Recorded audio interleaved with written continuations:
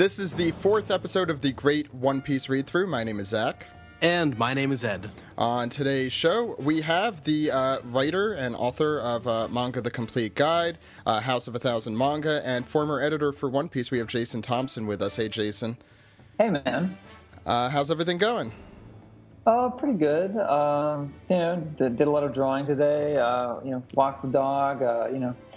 Life is good. What can I say? That sounds good.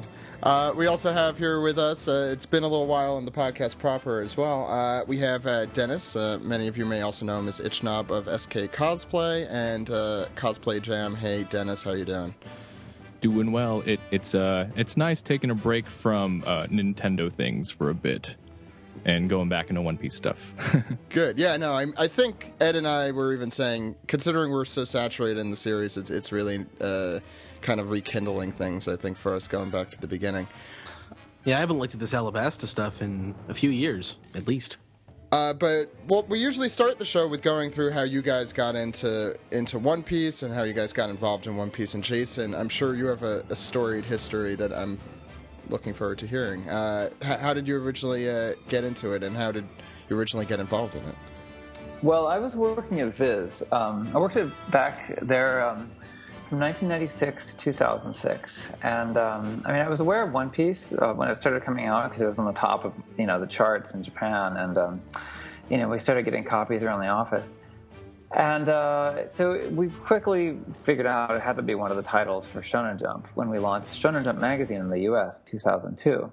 So around that time, I read what was available then, which conveniently was just about up to the end of the Alabasta saga and Baroque works. And I was the editor of One Piece for the first couple of tankobons in the English edition.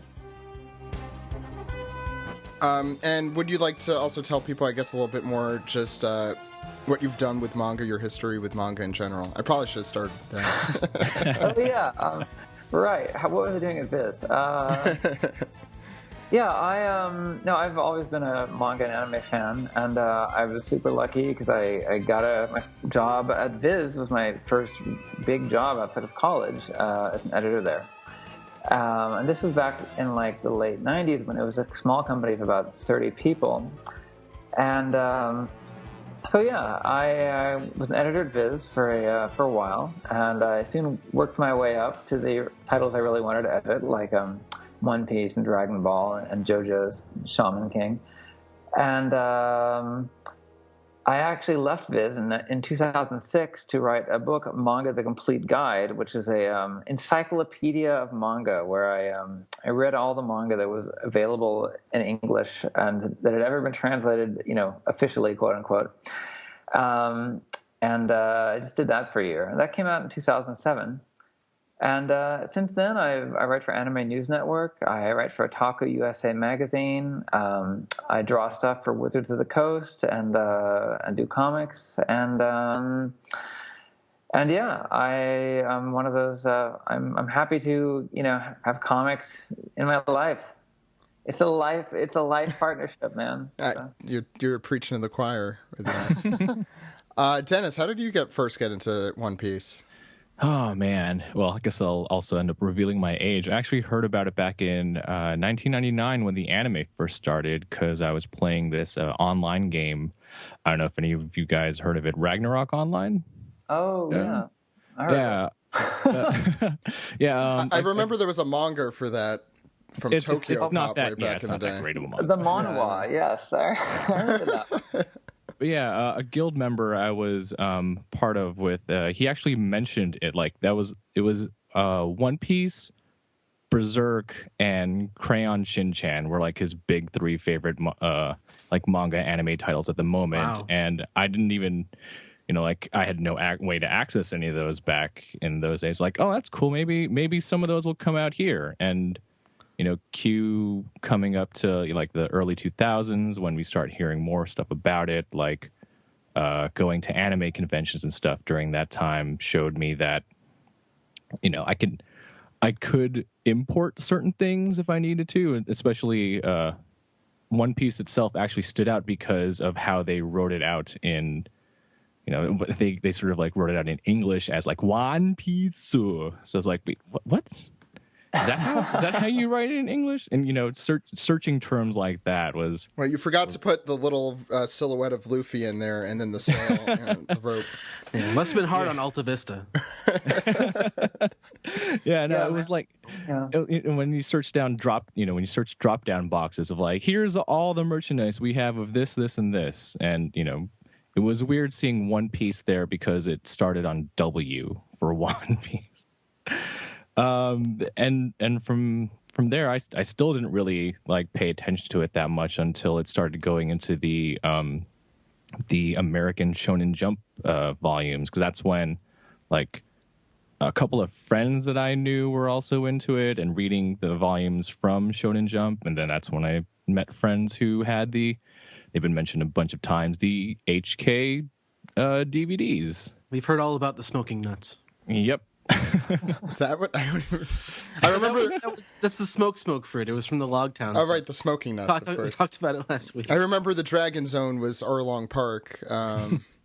Yeah, I can't believe. Yeah, that. I only got up to the beginning of Alabasta at that point. And I was like, all right, well, friends don't have any more DVDs. I need more. How do I get more? And unscrupulous methods. That's how I found like now defunct. I think they're now defunct. Haven't heard anything about them in a while. Kaizoku fan subs. Yeah, let's not talk about them.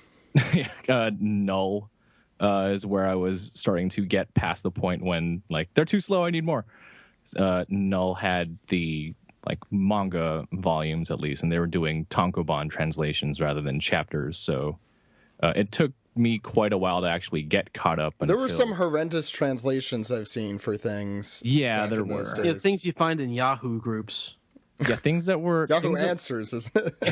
It was like Yahoo groups, MSN groups, and then like just anything that was before Google Translate, and Google Translate's even not that great, but with the whole Babelfish translations. Yeah, it was a rough time back then. But some of the, and then there are the terms that are translated, but they're still like the question of whether Zolo would be Zolo or Zorro, back in the beginning days when Viz was first, doing the series. There's the decisions like that. Yeah. And even after doing the whole translation things, I guess it was just more discovering part of the community. Like I joined Arlong Park for a while and, met some good people there. And, you guys, the One Piece podcast through there too, started cosplaying, meeting other friends, and just trying to be active in One Piece fandom. Who do you cosplay? A bunch of people. I think I'm more known for doing Usopp cosplay. Ooh, much of that. Every now and then I'll delve into doing other people. I've done like all the Luffy cosplay I've done have been the stupid Luffy costumes. Like I've done Luffy where he has the frilly vest from Amazon Lily. Amazon Lily. I like your 2010 Anime Expo Akainu cosplay. Oh, thanks. Yeah, I mainly do like more side characters than any of the main characters, with the exception of like Luffy and Usopp. I like doing Usopp more because he doesn't get as much representation. So yeah. Jason, since we have you here, I guess I kind of want to ask, what it was like working on One Piece back in, what was it, 2003, 2002? 2002, yeah. What was the process like? Just like getting a One Piece volume edited. Well, basically, we were basically tasked to do like a U.S. version of Shonen Jump, and so we had to pick out the best and Shonen Jump titles that we thought would do the best over here. And so the obvious choices were like stuff that was already on TV in the U.S., like Dragon Ball, Yu-Gi-Oh, Naruto, obviously, and One Piece, because it's so great, and it's also one of them. It was and is one of the most popular jump titles in Japan. So basically, we were just working in an office that had every wall was bookshelves, covered with tankobon, and we were getting the Jump issues in every week. Although at this time, just to give you an idea of how long ago it was, we were not scanning anything. We didn't do anything digitally until like the until like a couple tankobons in on One Piece. Before that, it was letterers were actually writing on blown up One Piece images with markers and using whiteout and stuff like that. Yeah, I heard that you guys actually like cut out the sound effects. I think like over. Yeah. Some letterers would do that. Others would just draw directly on them. Man. Yes, back in the olden days, before the invention of fire, when we had to do One Piece in the dark. The early 21st century. Yes. So I initially was the editor of all the Shonen Jump titles, which meant, obviously it's not like being an editor in Japan, where I'm like, I think Luffy's brothers should show up again. No, make a new character. This does not, I wasn't actually involved in that level. But basically what I was doing was just supervising and proofreading everything. And also I was involved with decisions like names and stuff. Although once we started working on One Piece and Naruto and those other really popular Jump titles for the first time, this was like basically the first time we'd worked with Jump so closely. And they became a lot more heavily involved. And, and they were more involved in a lot of the decisions because in the past, like in the 90s, a lot of these decisions on names were just made by random people at Viz without, based on whatever the translators thought sounded good. And there wasn't that much, there wasn't a lot of other eyes looking at it, Yeah. So, like, for instance, in Naruto, some of the early Viz translations, people were really like, whoa, what the heck? And we actually had to change the translator for that one midway through because of that. But it was One Piece. I think it turned out pretty good. Not all of the translations are as I would have done them, but that's because I stopped working directly on the series after somewhere in East Blue, but somewhere before Baroque Works. I think. I was trying to pay attention as we read along. I think it was pretty early on. It was like at 8 or 10 or something.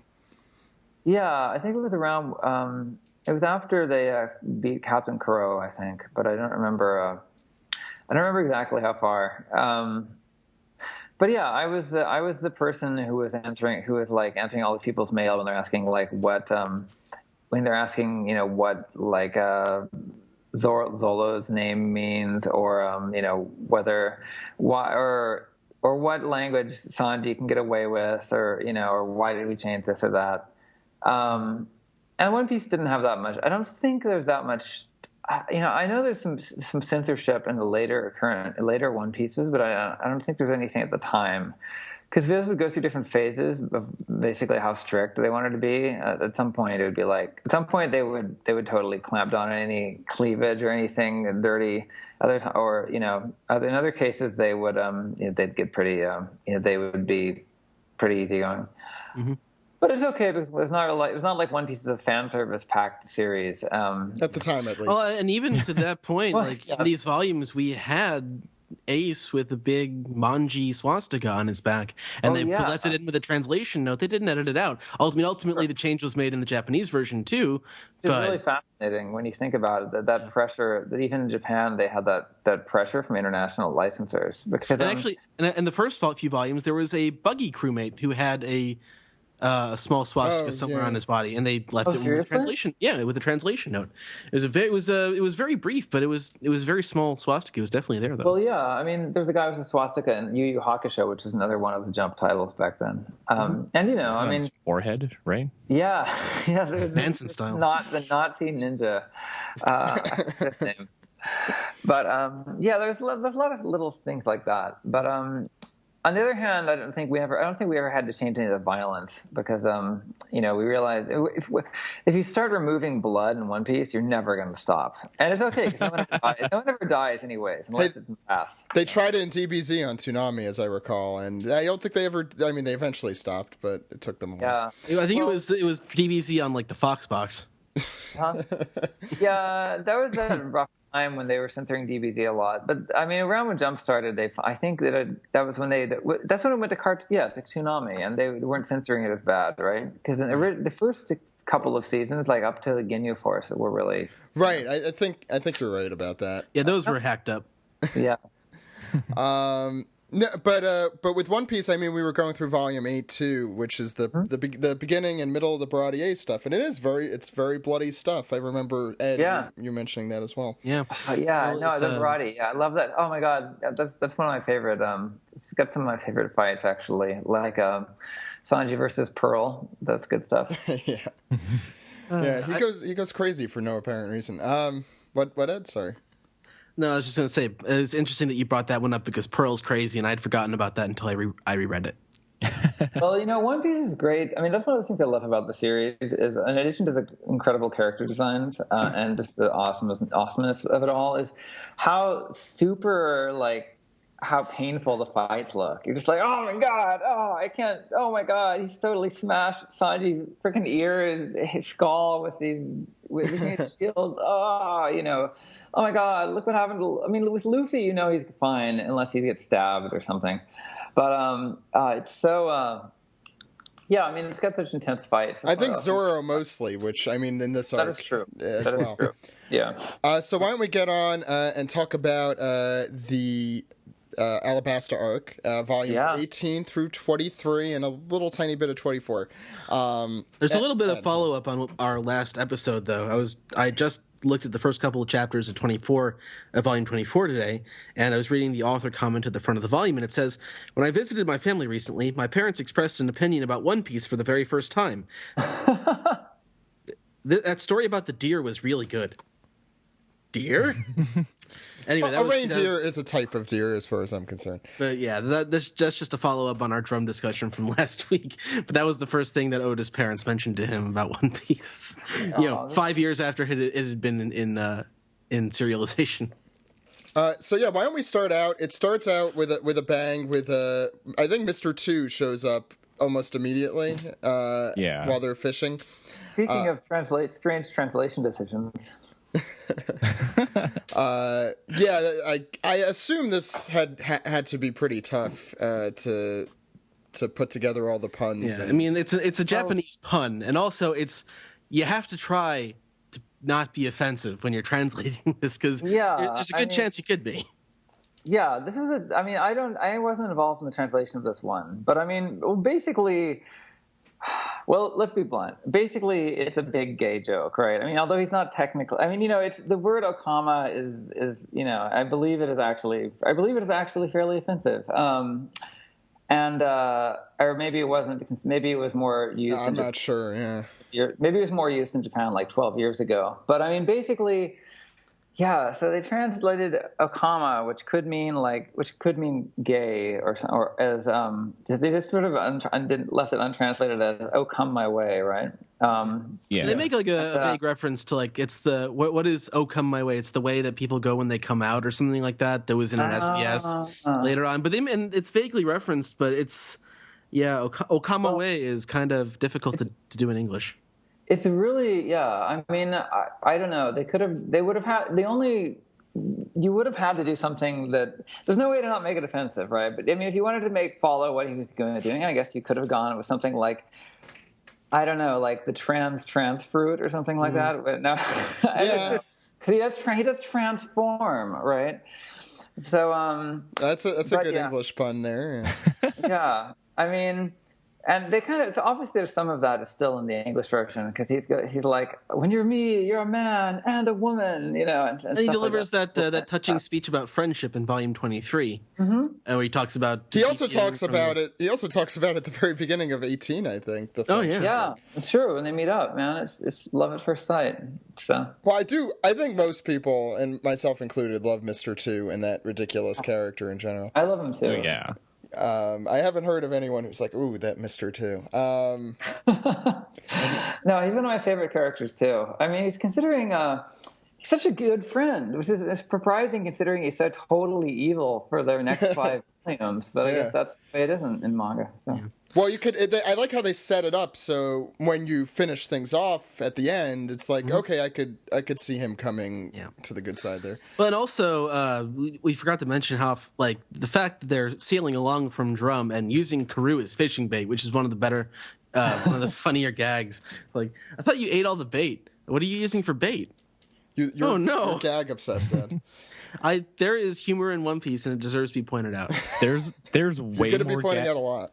And there's way more gags in this arc than I think almost all of the previous arcs. There are. We're not going to get to all of it, Ed. No, we're not. I know, but if I remember one, I'm going to mention Okay. it. Okay.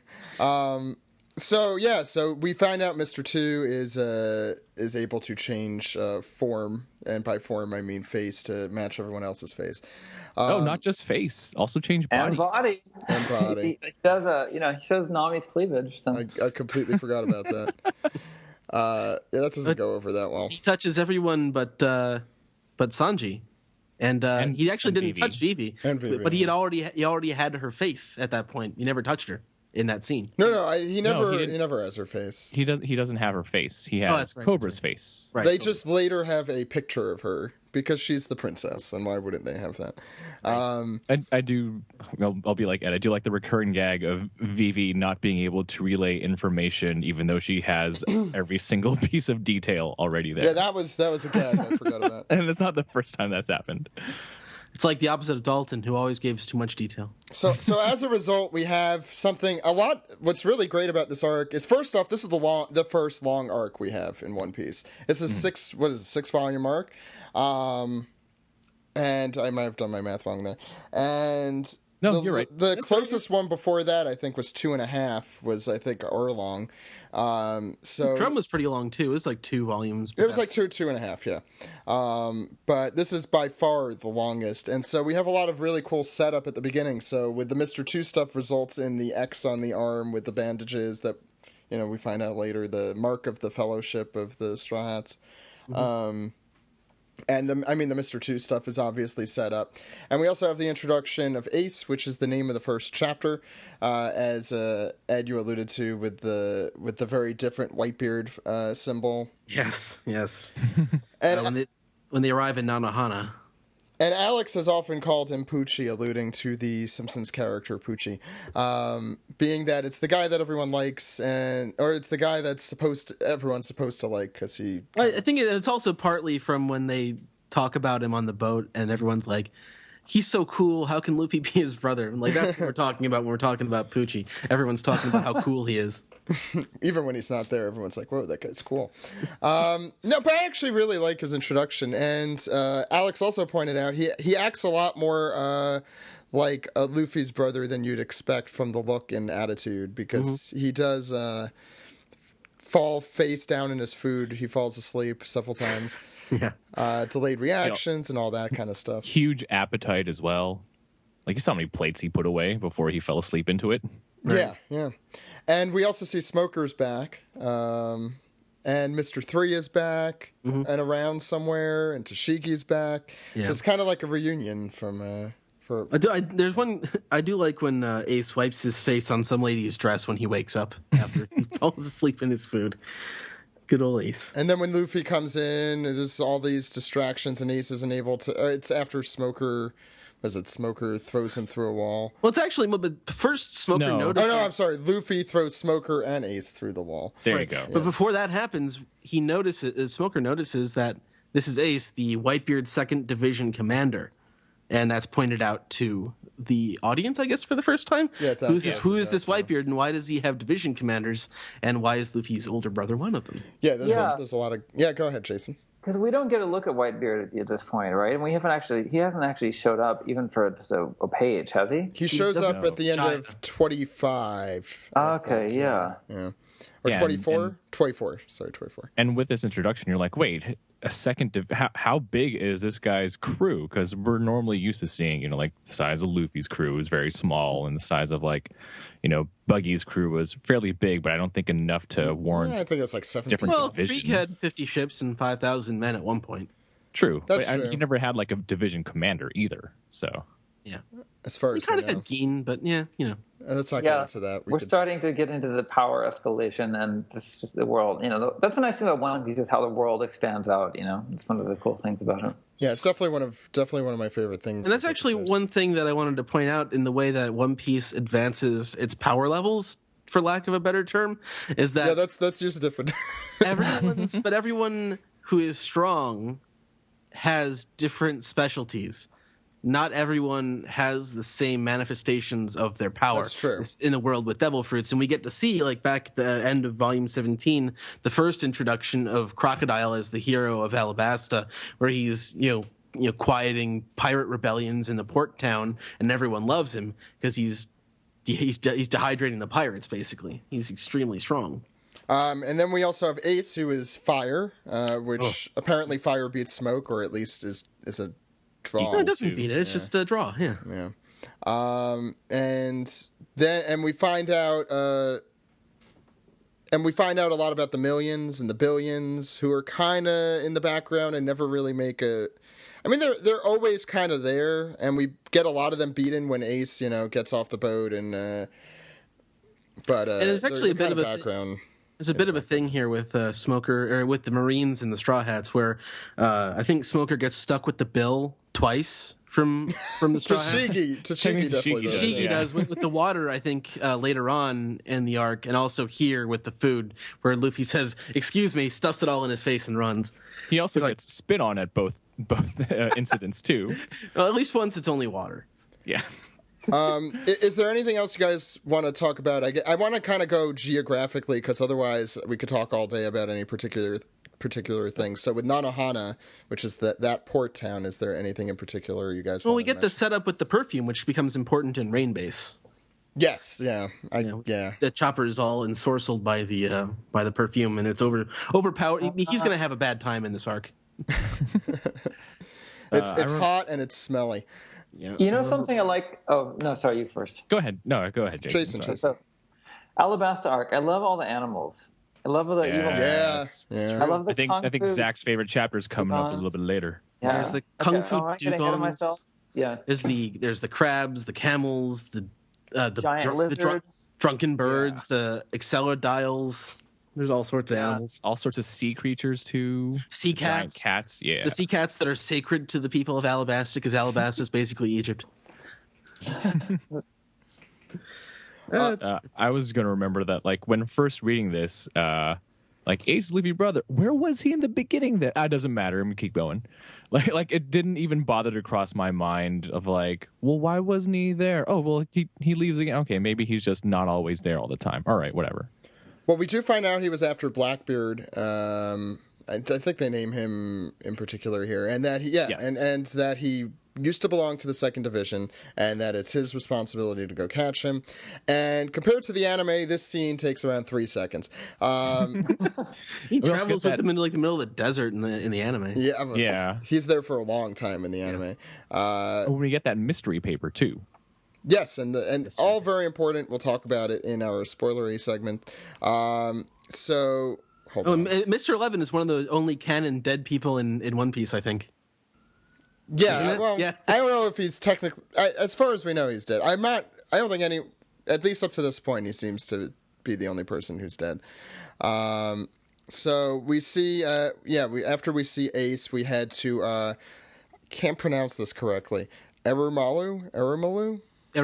Yeah. Erimalu sounds right. But actually, before doing that, we get probably one of the best parts of the arc, and that's the, as the dude put it, Ace, the sitcom for Baroque Works get started with everyone meeting each other. We get Mr. 1, Mr. 4, Ms. Merry Christmas, Ms. Doublefinger, which until I read the SBS, I completely forgot why her name was a holiday.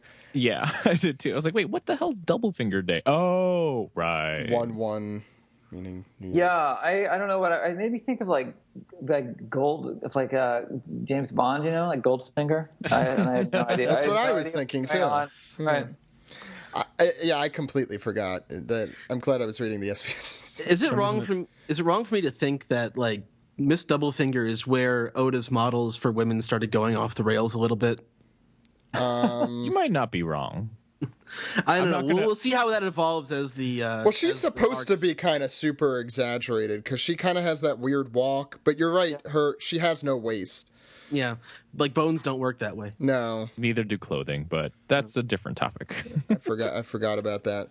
And the really interesting thing, and we talked about this a little, is how Baroque Works just no one knows each other. It's just this organization that has no cohesion, and it's partially because Crocodile doesn't trust anyone. One animal we forgot to talk about is Bunchy. I think we talked about him last week, right? Yeah. Lizard runners. I forgot about that. Yeah, the message runners. Yeah, another of Alabasta's many animals. And I also thought the Kung Fu Dugong scene was a lot longer, but it's probably one of the highlights of the arc to me. I mean, they do come back a little later. So we head to from. Do you remember that Ace invites Luffy to join Whitebeard's crew? I love his response to that. He's like, "Nope, sorry. I guess we have to fight. We just have to fight over the King of the Pirates thing then." With him, it's like, and Ace is just like, "Okay, I got to go now." They're very quick. So we head from Iramalu and we go to, which is a town that has just been decimated by drought and sand and more sand and more sand. And they head and we figure out that this whole drought was set up by Crocodile and no rain for 3 years. Which is probably around the time that Crocodile started setting things up here. Did you ever find out where Crocodile was from? How he ended up coming to Alabasta? No. It's not his home country. No, and no, probably. Although this home country would have fit him perfectly. I mean, it's a desert. I'm sure that's why he chose it. Well, that and the Pluton, which we'll get to a little later. So then, semi-spoilers, not really. Then we head to the desert. And back of how Baroque works has been framing the king. We got to talk about like how they had dance powder and stuff too. Like that's before they start traveling there. Go ahead. Yeah, dance powder is basically a powder that seeds clouds and makes the rain fall, and basically it deprives the nearby countries of the same rain. So it's been outlawed by the world government, which we haven't had much mention of until this point. There's a lot of references there. Jason, yeah. Oh no, I remember reading through this in the beginning in Japanese and the tankos when I couldn't fully understand what was being said, and I didn't. This is the stuff that I didn't really grasp until later on. I was originally just absorbing One Piece, just on the level of like, oh my god, what's this character's name? What's this fight? Holy crap, what is happening? But the dance part, this is stuff I didn't actually grasp until it was actually translated later on. So yeah. And go ahead. No, that's all. Okay. I do want to point out, when Vivi was sort of venting her frustrations to the Straw Hats of the plight of her country, I found it odd that like Luffy, Sanji, and Usopp of all people go and demolish one of the random buildings of Erumalu. I'm like, what are you doing there, Usopp? Like it's strange that it's not Zoro doing it, but Zoro's never one to really like act out on his own emotions. Yeah, fly off the handle like that. Yeah. So before we get to Yuba, we get the introduction of the next major character. I know that because he's been on the cover of several volumes, or at least one, and that's Eyelashes, taken completely seriously. I don't know if there's anything beyond that you want to say. He's a pervy camel. What else is there? Yeah, that pretty much summarizes it. And then we head to Yuba, and we get Toto and a flashback of Toto. And on the way, we have Tricky Birds. Oh, screw those guys. I don't even want to talk about them. That pissed me off to even... First time it pissed me off, and it pissed me off to read it now. It's like, oh, why? It's just setting up more obstacles in the Straw Hats' way. Alabasta's, it's a treacherous land when there's no water, so... It's treacherous land anyway. I mean, it's a desert. Luffy eats a hallucinogenic cactus. Oh, I forgot about that. Right. God. I love the whole desert stuff. It's so good. Yeah, it's a lot of fun. I forgot that I haven't read the manga in a very long time, and the anime is a little fresher to me with this kind of stuff. So it was fun reading it. That chapter in particular had a really good showing of the passage of time without any text also. Yeah. I love that kind of stuff. I mean, they did that. He did that in Drum a lot during Chopper's flashback. Mm-hmm. It was cool to see here. There's a lot of people sneaking around in Alabasta, and they all have the same bonnet, the same sneaking bonnet. Like the birds had the bonnet, Cobra has the bonnet in the flashback with the Sansan band, and it's come back. It's in the manga to this day. Yes, it's a stereotypical Japanese thief hood, Yeah, with the little swirlies on it. Yeah, you tie it around your nose or something like that. Yeah, Yeah, and you look totally dorky, but no one's... Hey, look, everybody, it's a thief. It's camouflage. Pretty much. Great camouflage, guys. So what did you guys think of Vivi's flashback? I guess it's Toto's. I don't know. It's someone's flashback here, but it involves Vivi, Toto, Igaram, Cobra, that whole group. What were your guys' thoughts on it? Jason? I love it. I love how they set up, Vivi's OTP as being Koza, who, and then we see him as the badass rebel leader years later. And, this is good stuff. He's truly getting the One Piece melodrama down, I mean, every town it gets better. The backstories get better and better. It's good. Ed? I love that he has Koza has a very strong will and very strong beliefs, and I think that's why I think Cobra takes to him so much. Like he has this, I think Cobra likes people who will say what they believe and stand up to him, and this kid stands up to him, and that's like the thing that I took away most from that, and also is like seeing the cuteness of like little Vivi making friends, which is it's interesting for like a royal child to be so connected with the people outside world. Yeah. Like, she isn't kept in a clean, and this might be part of the reason why the Cobra, the Nefertari family is the way it is. Yeah, I agree. I really like how it was done. Dennis? Before I start, Jason, can I just say I love that you say OTP rather than ship. Well, I'm a man of my generation. Old school like that. I love it. But I actually, I enjoyed it too. It's fun in that it's weird seeing the I guess difference between how she acted as a child during the whole like Drum Island flashback, and then seeing this one here where they have their whole like children's fight and everything, and like what Ed said, just reenacting with the people and seeing where her story progresses as a kid with the I actually found the translation name very cool, San Band. I like how it progressed as well, and made me realize One Piece is a story about kids standing up to bandits all the time. Yeah, it's true. Yeah, don't do that in real life, kids. Yeah. No, don't. Yeah, let bandits do whatever they want. We're very pro bandit here. But I mean, it does kind of telegraph the ending of the arc, because I don't know if anyone really believed that Vivi would permanently join the Straw Hat crew. But I don't see how you could read this flashback and not think that she was going to stick with her country.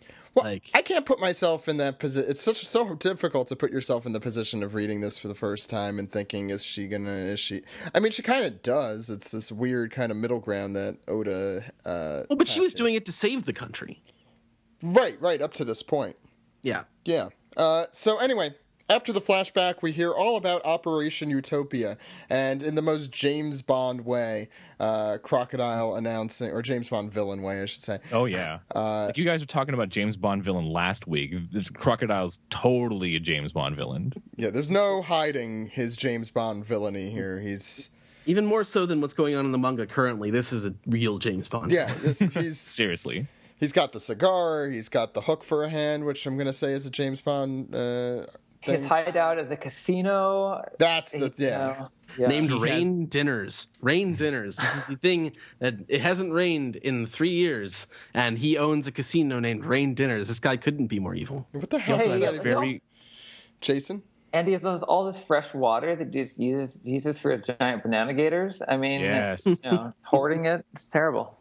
Oh, it was a freshwater tank? Well, freshwater. As we established earlier on with the because of the lack of rain, that the Sandora River had started turning salt and even further inland, so there was even less fresh water in the river. Yeah, those banana gators need a lot of water.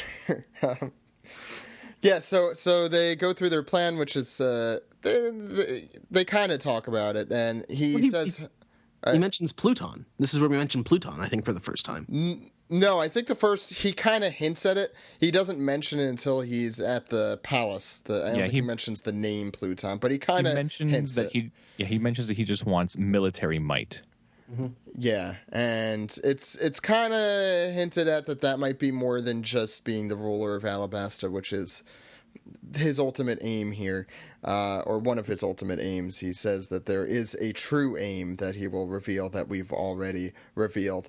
And then they get sent off. We don't know exactly what they're going to do to make this happen, to overthrow the government, but we're assured that they will do it. Mm-hmm. Burn the orders. And then so super spy-like. It is. I mean, I want some Inspector Gadget where it just blows up. So then Luffy quits the Straw Hats. Then we get that little he doesn't fight. quit the Straw Hats. He quits the journey. I was trying to exaggerate. Failing miserably though. And it's a really cool and interesting confrontation between him and Vivi, saying, "Look, people are gonna die. You got to get over it. We're here to help. Depend on us a little. Don't take everything on your shoulders." Essentially, right? Might be off with some of that, but I don't know. No, that's pretty much correct. But like they do this thing in the volume where they don't go directly back to that scene. Where the next chapter up. So we actually have more with Mr. Zero and their dinner table, basically. He's pissed off. He's pissed off about Mr. 3 coming back, and he realizes that his lack of communication has come back to bite him in the ass. And Mr. 2 shows him the faces from the ship: him, her, him, and it. I really like you see one thing, because he mummifies Mr. 3 and throws him in the Banana Gator tank, and you see the coat of Mr. 3's coat floating in the background behind Crocodile as he's talking in one panel, I remember. Poor Mr. 3, although obviously he's not doing that badly. I love how he gets out of it, though. I mean... Oh, yeah. Yeah, it's very cute. Yeah. Very logical. Well, he's Mr. 3. It's gotta be. Also very cute. I thought that the photos that Mr. 2 posed as for the Straw Hats were pretty hilarious, in my opinion. Zoro's pose, especially, like that's so out of character for Zoro. Like all of them are pretty much out of character. But I thought Zoro and Usopp picking his nose were the two highlights for me. The Mr. 2 Luffy face is always pretty good. So Luffy convinces Vivi to not go to Kateria, which is the rebel base camp back where they started. It was supposed to be in Yuba, but they moved. There's lots of maps in this arc, is what we're trying to say. There are a lot of maps, and I'm okay with that because I need them here. So yeah, like it was Nanohana is on the what? We do not have to describe the map. I'll put it in the description, Ed. So they've gone completely. The point is, Kateria is in completely the opposite direction of where they need to go. Right. Yeah. And so we head to Rain Base instead, which is where the casino is, and this is where. Personally, some of my favorite stuff in the arc comes from. But before we even get there, we see Kaoru delivering the news to Cobra and company, and then we get more maps, and then we head to Rain Base finally. We also get stuff with the rebels too for a little bit. Mm-hmm. Yeah, and we also see the stuff with rebels as well. So as we Rain Base is where Tashigi gets stuck with the water bill. Yeah, and Smoker and Tashigi made it there early, and I like the gag there, Ed, that I would mention is that they're sitting next to each other and don't realize it for a minute because Smoker is still totally talking, and they're devouring the water, and then there's a spit take. Yeah. That is wasted water, man. Okay. Yeah, you're in a drought, Alabasta. Alabasta's like California right now. Sorry, guys. Maybe hitting close to home. You got to find Crocodile, Dennis. Where are you? Before we continue, though, I do want to mention I love the cover. Since we switched to a new volume, love the cover for this because it's Luffy's Sanji impersonation straight up on the cover. Lots of impersonations in this arc as well. Oh yeah, one is immortalized in a wanted poster. Mm-hmm. Yep. I'm trying to think of what you're talking about. Anyway, we'll get there at the end. Don't worry. Yeah. Okay. But yeah, that's part of again with the covers. I love having this color walk here. I can appreciate it in even larger size. So Smoker chases them through the town, and they decide to split up, although they mostly come back together, and go to Rain Dinners and walk straight through the casino to the VIP room. Well, not the VIP room, Zach. They go to the pirate room. Oh, I forgot about the stupid gag. Room, pirate room. That's why they. Well, we're pirates. I mean, obviously. Got to go to the pirate room. That's actually a flashback a few chapters later, but we also get introduced to Nami's new weapon. Oh right, we get a hint at it. We don't get the full instruction manual until a little later, and we find out that they have been trapped. And this will eventually include. Oh no, this does immediately include Smoker and Zoro as well, and Nami and Usopp and Luffy. And we learn a lot about Sea Stone or Sea Prism Stone. They're only found in one place on the ocean. We still don't know where that is. Yeah, there's a lot of it, considering there's only one place in the world. There's got to be some like huge depository, not suppository. Wrong word. Well, there might also be that. I don't know. Sea Stone suppository seems like it would be very useful. Combating combating the no, we're gonna just stop there. So yeah, any comments on this whole scene, the imprisoned scene? There's a lot. This is some of my favorite stuff is in here. But Crocodile's really getting off on making Vivi watch him kill everybody after she's been captured. But also we find out that it takes a while for her to get captured though. Yeah, she gets to be badass here. She gets to fight the Banana Gators and stuff. Mm-hmm. She is really badass here. Yeah. Well, she doesn't get captured until the Miss All Sunday and Pell fight. Yeah. But it's one of 5 flying devil fruit users. So who knows how accurate that actually is? That can't be. There's got to be more than that. That doesn't make sense. Known. 5 known. So there's known to the person who said that. Yeah. 5 according to Pell. We also see the whole Mr. Turus as him as Cobra, which he kind of gets caught, although the kid eventually gets slashed. And then and just that whole ruse where was it? It's at the Rebel base, right? It's over in Nanohana, I thought. Oh, it is in Nanohana? Yeah. Well, wherever it was, they crash a ship full with armaments. It's over in Nanohana. I'm looking at my notes. Into the town, and we move back and forth, and the rebels. This is their call to arms, very literally, and they decide to head toward Alubarna. And Crocodile informs Vivi exactly what's going on here, and then leaves the key for her, and that gets eaten by a banana gator, although we realize later that wasn't the key to begin with. That was so evil. Evil. It's so James Bond villain. I can't get over it. It's not even James Bond villain, because a James Bond villain would have actually put the key in there. That's true. He was actually smarter than a James Bond villain there. Not smart enough because of his hubris, but, you know. And also we get Miss All Sunday revealing what her power actually is when she fights Pell. It's the hana, the bloom fruit, or the hana fruit in Japanese. I didn't know I had a flute. With she can sprout limbs all over the place. That's a very useful power. Also, Pell's fruits has a weird name, the tweet fruit, which in modern day context is very different than I would think. Wow. It lets him shame people on social media. He's able to use 2 smartphones at the same time. Damn, I need that power. Can I mention also that I love Django's story? Yeah. I thought we were going to mention it when they come back in like volume 23. No, we might as well talk about it now since we're already talking about it. Well, I guess that was it. Yeah, keep going, Jason. All right, go read it.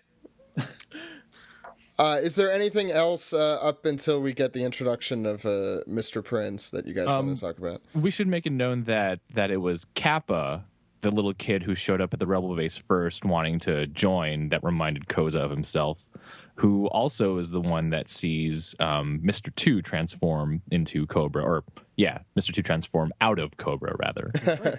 And which means that he went from, because Katoria is north of Nanohana, and he was talking to Koza in Katoria, and he was in Nanohana when the boat crashed there, right? Yeah. Okay. Like, Nanohana might be where that kid actually lives, like, normally. And so he just went to, Katoria, because like, I want to join the rebels. That's probably right. Yeah. So then we get to the part where where a lot of people kind of fell in love with Sanji, I think. And whether your opinions have changed or remained the same since then is up to you guys. It is a high point for Sanji fans. It's definitely a high point. It has some of the best art I've seen, I feel like, definitely in this arc, there's some really cool panels that Oda does with Mr. Prince. And it's just a really cool scene for Sanji to show off here, as he is the only hope for rescue, him and Chopper. And Chopper and Sanji has managed to evade being, his image being captured. No one knows who he is or what he looks like, except for when he spoke to Croc on the snail phone. And Chopper acts as a decoy for Crocodile. And it works, since he is able to transform into different forms and act as Mr. Prince after Mr. Prince tricks Crocodile several times over. So then Sanji heads in, saves doesn't really save everyone right away. First, he kicks the hell out of a banana gator, and out pops Mr. 3. Oh, but that was actually on... which is a little later. On Smoker's recommendation. Smoker's like...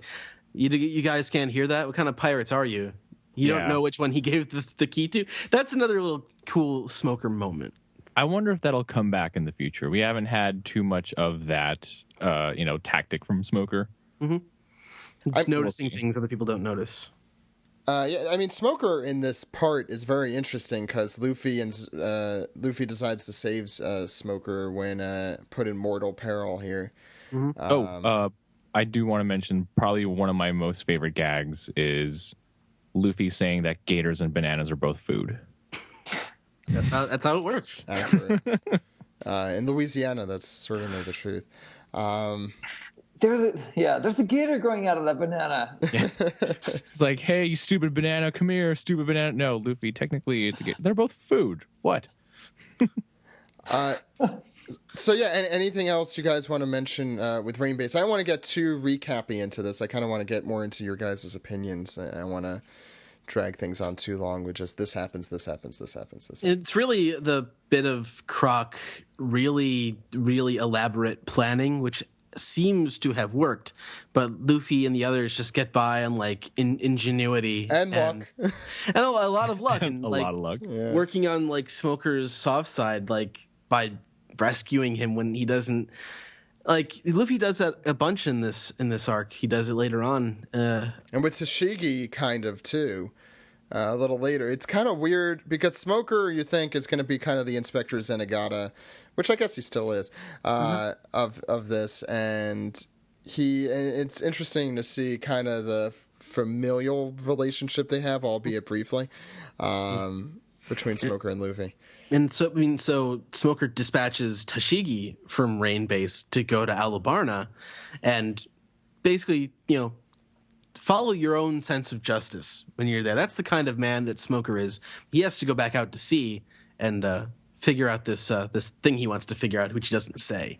Which is, he's really the maverick guy. He's the one telling. But he doesn't give a shit what his bosses think. They could shove it or whatever it was. He's clearly trying to figure out how he could get Crocodile out of the picture. And realizing kind of just the broad impact that this may have, and it's interesting. He kind of just hints at it. You don't even realize what he's doing until a little bit later on. And so everyone heads onto the really creepy smirking crab. Hey, he's Eyelash's friend, who is also very creepy. Yeah, that's true. And perverted. And we get the first crocodile fight here as Luffy swaps for Vivi as Crocodile drags one of them away, and we enter volume 20, which also has a really cool cover. And what did you guys think of this fight? I mean, I know when I first saw it, it was kind of shocking because it's the first time I think we really see Luffy lose. Mm-hmm. Yeah, it's great. All the crocodile fights, they're really incredible. What surprised me about it too is that it's actually really comedic when you think about it, but it's done in such a serious tone. Like in the first round, there's Crocodile trying to say "you'll never," and just getting interrupted all the time by Luffy. He really hates that too. Yeah, Crocodile really hates that. Gets under his skin so much. Well, villains don't know how to shut up, and they don't like being interrupted either. Crocodile's gag, which is kind of that he has no gag, and he takes everything way too seriously. And so Luffy and him make for a kind of funny duo in general, because Crocodile just doesn't know how to handle this. But also, I like the way the fight starts with, he's trying to get Vivi.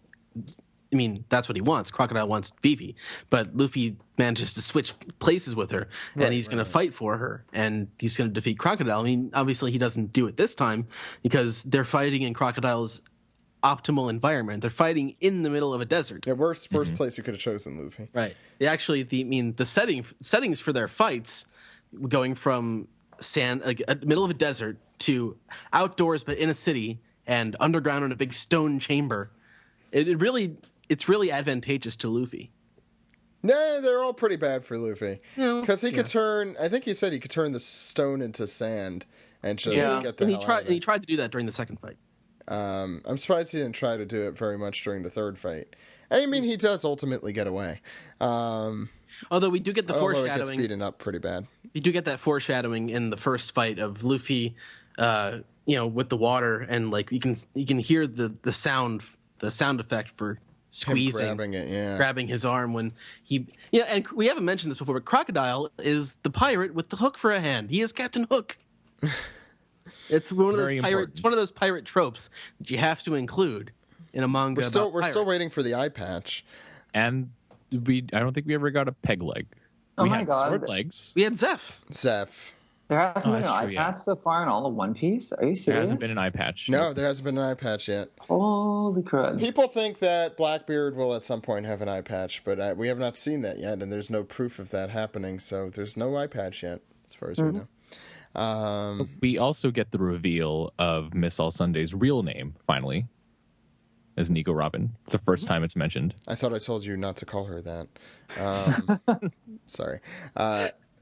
We really it's really driven home in the first part of this fight that the devil fruit powers can be mastered, even if you already have a very strong fruit. It takes a creative mind and a strong body and a strong will to really master the powers of the devil fruit, which I thought that's probably the most important takeaway from this first fight is you got to know how, you got to be a little smart when fighting. You can't just do what Luffy has done to this point and run in and try and beat the guy up. It's not always going to work. I love the way that Oda draws mummified flesh, the dehydrated flesh. It's creepy looking. I know, especially with Mr. 3 earlier on in Rain Base. The scene when Luffy's arm gets half mummified and it's like a little stub is so nasty. Yeah. We get a little. Croc taunts Luffy about Yuba. Why do you think Yuba always has all of these sandstorms, Luffy? Why? Oh, yeah, that is an important reveal. It's all me. I did it all. But it is the Yuba water that ultimately defeats Crocodile, I guess. It at least helps Luffy figure out how to defeat Crocodile, which is interesting. Yeah, but at the end of that, they do that cliffhanger at one chapter with Luffy getting stuck through the chest with the hook. That was a cliffhanger, and then thrown into the quicksand a little bit later. We get a little asides with Zoro and Sanji, and later with Smoker and Tashigi talking about what they're going to be doing next. Yeah. And we also get Zoro doing camel curls on the crab. He's doing curls with eyelashes. And then we see the rebels approaching Alubarna. We see the kind of the whole situation here, the Royal Army preparing for battle, and we see where Cobra's been this whole time, and that is captured by Mr. Four and Ms. Merry Christmas. I see what you did there. Thank you. It would have taken longer. That was my quick version. Yeah, man, we get this thing. We get the bit with Robin and Luffy talking, which is really, really, really important for the series. She's talking about the Will of D too, the people with the D. Ellen doesn't say Will of D, but she's talking about the D name. What is it with you people with the D? And we don't even know what she knows about it for years. Yeah, we'll find out about that. He just wants meat. That's when he wakes up. That's what he wants. Well, it's also interesting that Robin saves Luffy here, and Pell arrives to kind of save the day as well, as you said. Actually, it's the Acceligator. That's where we get the Acceligator. Yeah. And then Igarum is alive too. we see that here. I forgot about that. Yeah, we had thought that. I mean, we thought he was dead back in Whiskey Peak. And then is the race to Alubarna, which we get that weird catfish thing, and then the supersonic duck squadron. Yeah. After they can't cross the river because the crab can't go in the river, even after being inspired by the dancing girls. And then we get to really the big battle, which takes up a lot of this end here, and it's the first time I think it's the first time it's the first time since Arlong, at least, since this kind of battle has taken place, 1 versus 1s. And it also goes for like 3 volumes. It goes for a really long time, and I want to take everyone's time with it. I mean, we could just, I guess, briefly talk about each fight instead of like, if I miss any specific details you want to go through, please. But, sounds good. So I think the first fight told in full is Usopp and Chopper versus Mr. Four and Ms. Merry Christmas, which is brutal to watch and read in this case. There is the funny bit with how Usopp and Chopper end up together in the first place, is that Usopp and the camel get destroyed by Mr. Two very quickly. Yeah, and then just leave. Jason, what were your thoughts on this fight? Lasso the baseball gun dog. It's all about lasso. Oh yeah, so guns can eat devil fruits. Who knew? Yeah, I forgot if this was the first mention, but yeah, you're right. It was. Yeah, or I forgot before I read it, and like, Earlier on, Mr. Four keeps trying to tell everyone before they split up that the people are there, but he keeps getting interrupted because no one's listening to him because he speaks so slow. Jason, yeah. There's some really great, there's some good moments in this fight. I like when Usopp gets hit in the head with the 4-ton bat, and it's just a great pain moment. It's so nasty looking. Mm-hmm. The whack-a-mole, the fake Usopp's fake hammer. It's 5 tons written on it, but it's paper mache and frying pans. It's brutal. I think the skeleton part is when they like zoom in on the X-ray. You're just man. Ouch. But it ends really, I don't want to say sweetly. It feels good when you see Ms. Merry Christmas get defeated and Mr. Four get defeated there. And we see more of Oda's sense of humor. They literally play whack-a-mole because that's what Miss Merry Christmas's power is. Jason said, yeah, definitely. It's hilarious. This fight actually is what converted me to being an Usopp fan. Like he was in my top 3 or 4 of like favorite characters in the crew, mainly because of Kappa Yamaguchi voicing him, and I was like, oh, I love Rama Half, love this guy. But after this fight, I was like, yep, it's Usopp now. Usopp now passes over Sanji to me, and it stayed that way. It's a really well done fight. Speaking of Sanji versus Mr. Two, Bon Clay is the next big one, and that's also a very fun fight. Mm-hmm. Ed, what are your thoughts on that one? Let's start with you. It's sort of it's really the closest fight, I think, of all of them. He's so flashy, and they do this like comedic patter throughout the fight, which I really love. They do the gags with Sanji won't attack Nami. That's but the clone montage, which is essentially just Mr. Two with Usopp's nose. Yeah, yeah, and he has to trick him into turning himself back so that he can punch him. It's pretty adorable. Right. It was interesting how they explained that with like Mr. Two says, I can only use my come my way karate when I am in my original form, the form I learned it in, which I guess is one of the restrictions of his devil fruit. It makes sense too, because that's like the body that he trained his come my way karate in. Like, so if he's someone in a bulkier build, he won't be able to move as well. Right. He can't spin. Yeah. And he needs to spin. It is a great fight because it's like the same powers, equally matched. I mean, they're essentially equally matched. And throughout these fighting chapters, we get glimpses of the main story where we have Vivi, who manages to climb with Karoo, climb up the wall and jump over to get onto get into the city in the first place. I think Mr. Two chased her up the wall, right? Right. And then she's trying to find Koza, and they end up taking their positions, but they just can't get together. They can't stop the fighting. Won't they please stop the fighting? That gets overplayed. That is really... we'll get to that when we're not there yet. Let's talk about Nami and Ms. Doublefinger. Dennis, you want to talk about that one? One more thing about Mr. 2 that I forgot to mention. He spins to heat up his feet. He does. And I wonder what Sanji learned any lessons from that. Comes from Dennis. with Nami's fight, like at first, she kind of acts similar to how Usopp fought against the Fisherman, where she's always he ran away from his fight for a while, and Nami's running away because at the very beginning she sort of gets separated from Zoro and is running away from both Mr. One and Miss Doublefinger. I found the Climate Baton stuff like hilarious again after reading this. Is like my 5th time rereading this story, and my first time it was like I want to get to the fireworks factory with this a little bit. It's like I want to see Nami figure out how to use this because there's so many gags with it. Mm-hmm. There are. I think it gets dragged on a little too much in the anime. But reading in the manga, it does go by a lot quicker, and I keep wondering, like, why are these party tricks installed? And slight spoilers, we never see the party tricks again, and that actually makes me a little sad. Like, well, we have great chances for more gags in the future when we don't get to use them. Yeah, I don't mean to keep dragging us back, but there's a little bit more of the Mr. 2 fight I wanted to talk about. Okay. Even when Sanji wins, he's gracious in victory. And he shows compassion to Mr. 2 in that he doesn't have to finish. No. But he does finish him off right after. You don't remember? Well, but the spoils of victory are a dubious friendship. That's one of my favorite lines that I had written down in my notes here. But yes, I just wanted to know.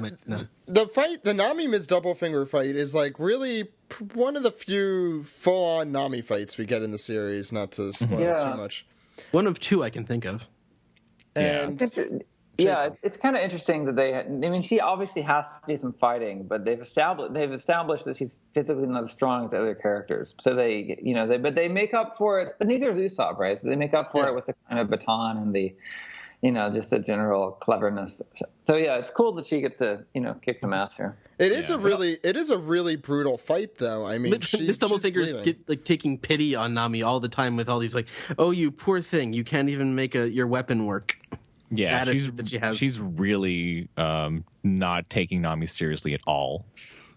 And eventually, in the most ridiculous way, I mean, first we get the Thunderbolt tempo, and then we get the Tornado tempo with the stupid birds that wrap around her and eventually do her in. It's that fight is like it's incredibly brutal, but at the same time incredibly ridiculous. And Oda pulls that off somehow, and it is one of the few times we see Nami. It's also one of those rare things where you normally don't see any of the female main characters get hurt, but like Nami's leg gets pretty torn up a lot. Yeah. Mm-hmm. Yeah, but she overplays that injury later on, so it's true. And Miss Doublefinger actually does a Sonic the Hedgehog attack, where she turns into her spiky thing and like does a spin dash on Nami, which is great. I do like to give props to the translator for having a spike-u-puncture. I thought that was a really done pun. Yeah. That's probably Lance Castleman, the rewriter, who came up with that. Nice. Yeah. She even uses spikes on her face at one point. It's like her lips turn into spikes. Yeah. That is not a kiss you want, fellas. The Stinger Rampage, where she does that thing where she bulks up her arms and she's punching out pillars with it. You really get a sense of how strong Miss Doublefinger is, but she doesn't really. They also have she has pretty compatible powers with Mr. One. I mean, they are partners, so that kind of makes sense.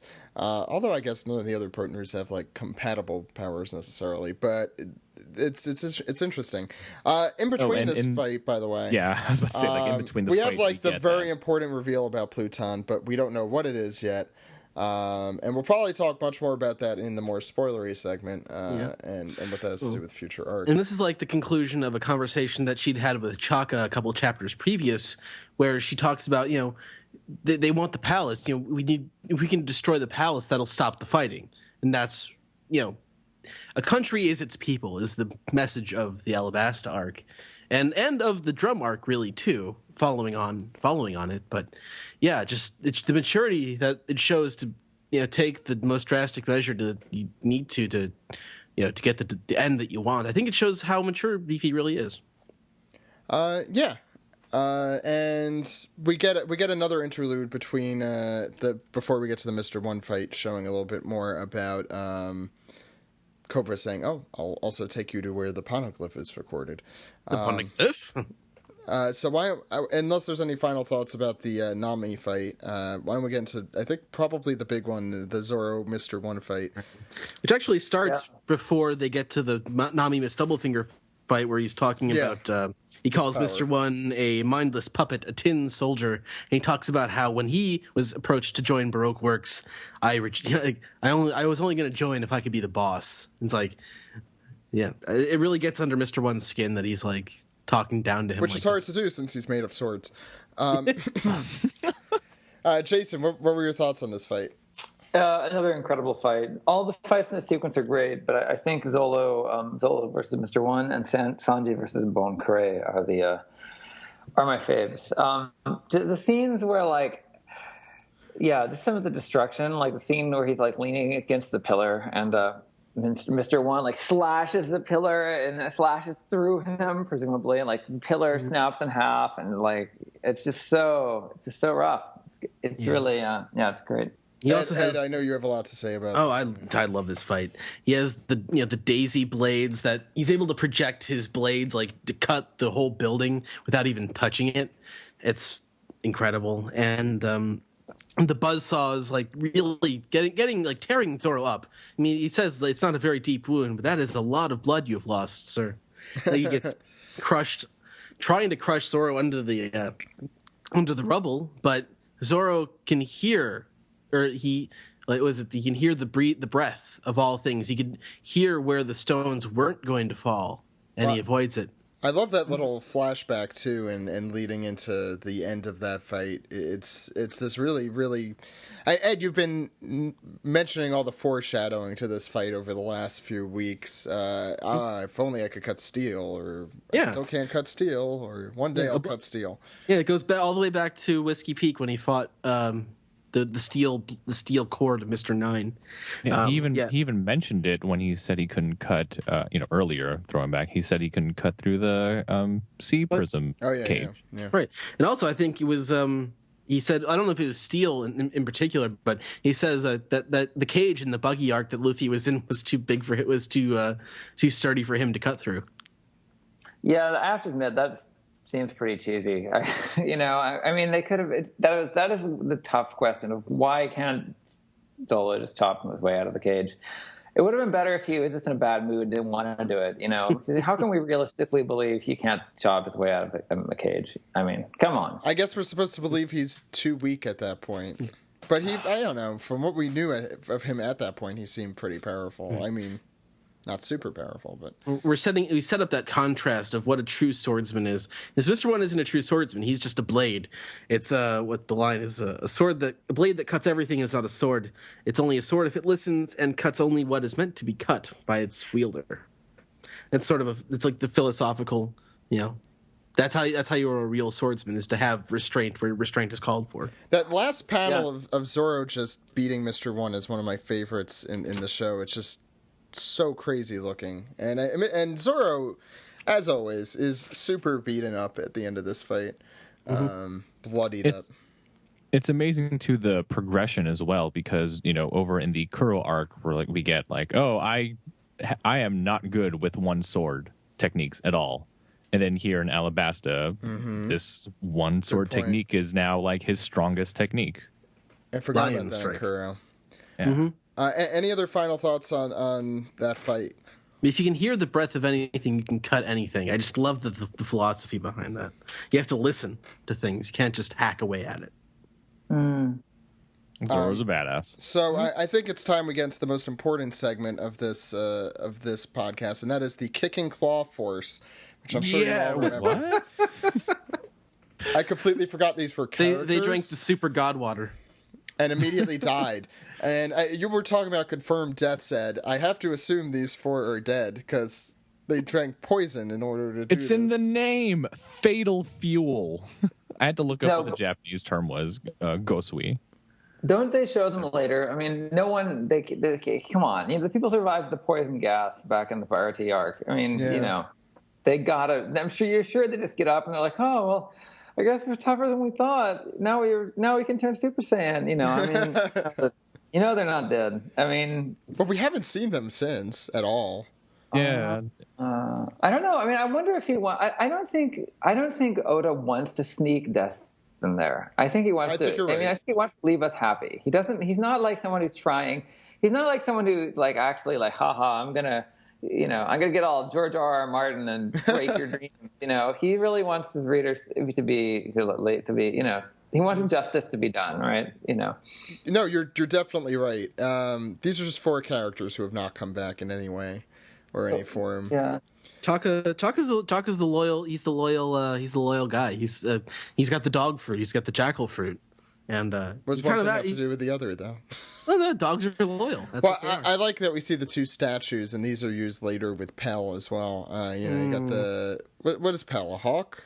He's a falcon. He's a falcon. Why I suck at this? I'm sorry. The jackal and the falcon as the guardians of Alabasta, and I think symbolically 1 statue falls. I don't think the jackal ever falls. Might get dissolved in the second Luffy Croc fight. Yeah. That might be what happened. Anyway, we see Koza unsuccessfully trying to stop the battle when he finds out exactly what happened with Crocodile.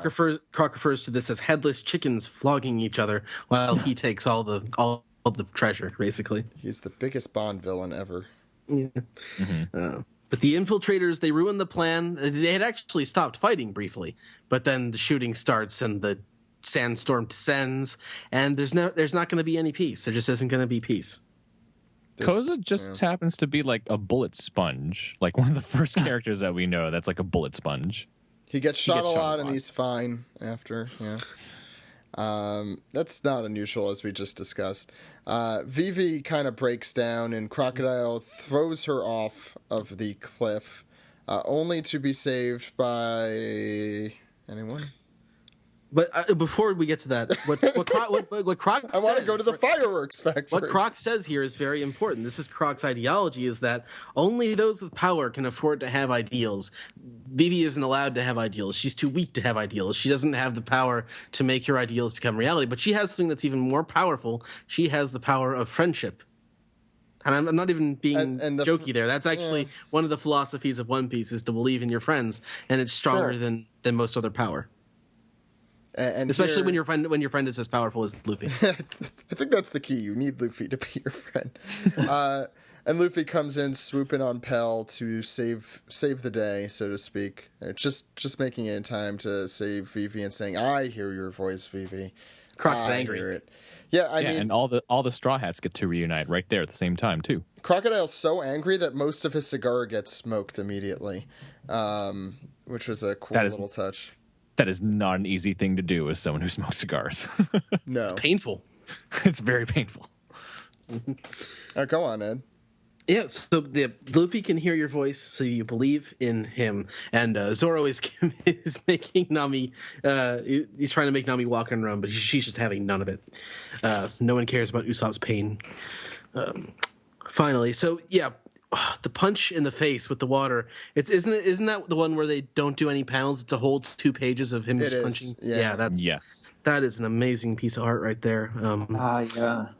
And it actually established earlier that there were 30 minutes left before the bomb explodes. Yeah, let's not talk about how many gums that is. That's at least 58 gums. But at this point, this is chapter 200 actually, so it's we have 10 minutes left. It's interesting that chapter 200 really isn't a monumental chapter, but we're getting very near to the end.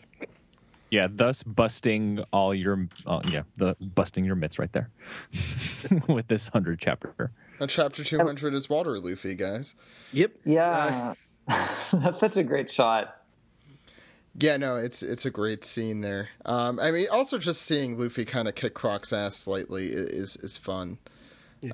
He hits the bazooka right there. Oh, it's so good. It's very satisfying. Mm-hmm. All the crocodile getting punched is drawn well. I think I would have really enjoyed that. Yeah. Except for the part where later on where Luffy's leg bends the wrong way. That's, yeah. Anyway, Robin also, while this is all going on, decides to take Cobra to the secret hideout where the poneglyph is. And Crocodile goes a little more berserk, drying out the place. Yeah, and he turns the whole palace courtyard into a desert. Oh, and he makes Luffy jerky, but of course Luffy has managed to spit water up, and as he falls down, it lands on him, and it's like ready to go again. Just again, can't keep this guy down. Incredible cliffhanger. You know it's great when the hero dies, but it's like, but I secretly prepared my resurrection by shooting water into the sky, and that's not. Did he secretly prepare? We definitely saw him spit it out. Yeah. No, but he didn't. But I didn't know. It's not. I mean, yeah, they set it up, which is great, but it's not like you can predict what's going to happen. It's just so awesome. He loses to Crocodile twice. That is epic. It's normally, I mean, I don't think anyone in they can take Dragon Ball. I don't think anyone Goku loses to twice. It's always once, and he comes back and kicks their ass. He loses to Crocodile twice. That's how tough he is. Mm-hmm. I think he did plan it. I'm going to give him the benefit of the doubt there. I think Luffy, when it comes to a fight, is much smarter than you would give him credit for. Mm-hmm. And I think this fight proves it with the water and kind of just figuring out how to use it, especially in the third round of this fight, which we'll get into soon. We have really important stuff also learning about Nico Robin's backstory, kind of. Sinking 6 marine vessels worth $79 million at the age of 8. That's. I mean, when we think about that, that's Croc's former bounty was 81 million, wasn't it? Yeah. Yeah, Luffy was 30 million through this right point. right off the bat. Yeah, and we get a couple of funny scenes with the crew running around trying to find the bomb as well. So we get Zoro getting super lost and Sanji doing that thing where he squeaks to a halt with his bow-legged stance. Does anyone remember this? And Usopp trying to live inside of Crocodile's mind by impersonating him and figuring it out. Right, and that's the one that ends up in the background of Zoro's wanted poster. You can see the crocodile hook in Zoro's bounty photo. I forgot about that. It's a lot. It's fun looking for Usopp in all the bounty photos. I don't know if he's in all of them, but he's definitely in a couple. Yeah, this is also a rough time for Tashigi. You know who? Oh no, I'm not even going to get into it. This is a rough time for Tashigi. Croc is mocking her pretty violently here. Well, Croc does, Robin does. She's had her entire belief in what her brand of justice was shaken. Yeah. And Luffy kind of does, and not purposefully, but incidentally later on. We get this very important scene between Robin and Crocodile as well, where it's I never trusted you from the beginning, so I'm just going to get rid of you now. Once Robin reveals that nothing is recorded on the poneglyph except the history, which we know is Bond villain. Yeah, totally. Robin has no value to him anymore if she can't tell him where Pluton is, and she's well, basically, that's all we have. There's nothing else. And if that's true, I have no use for you. You're dead now. And stabs her through the chest. Cobra pulls the switch. He's going to collapse the whole underground chamber. Yeah. And then we go back to the square where Vivi finally figures out where the bomb is. And it takes a flashback to remember. Luffy's also collapsed during this time. We kind of see where everyone was, or in the middle of nowhere, for example. He takes a quick 2-minute power nap. Yeah. Yeah, that was he falls right before the hole, and he wakes up and he's like, that hole looks crocodile-ish. Exactly. One of my favorite lines from that. It's basically when he runs into Croc again in the underground chamber, it's why don't you die? Just the great the Austin Powers line. He can't. He's gonna make him give Vivi's country back so that Vivi will laugh again. That's what he cares about. He cares about his friend's happiness.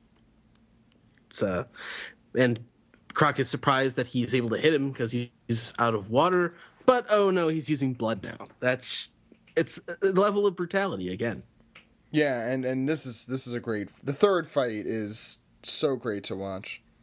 Mm-hmm. I mean, there's hardly even anything to discuss about it. It's just action scene after action scene. Well, now I have poison in my hook. Yeah. And meanwhile, poison.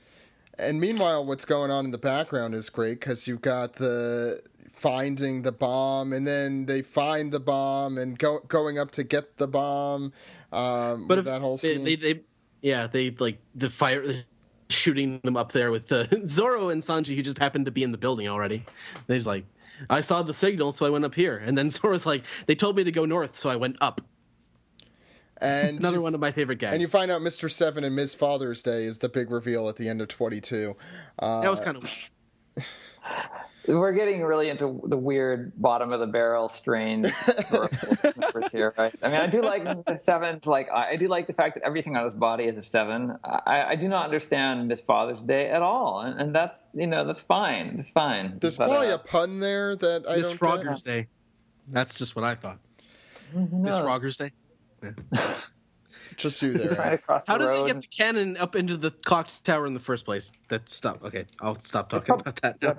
I don't know. Best line in this volume is from Luffy. Blood can make sand harden too, right?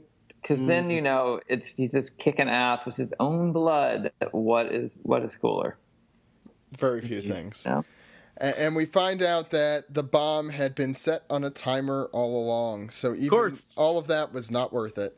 And I love how this kind of brings Pell into an important place, which I think very controversial among One Piece fans, obviously, that he survives all of this.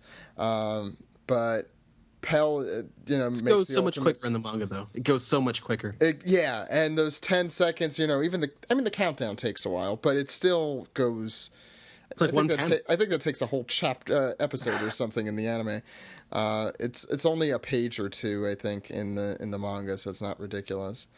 Do they have 10 seconds and 30 minutes in the anime? Is that how it goes? Basically, 15 minutes, 20 minutes. I don't know. It's at least 10 times the rate of speed. Another funny gag, at the beginning of the plan to knock everyone up to get the cannon in the first place, the cyclone tempo hits Usopp in the nuts.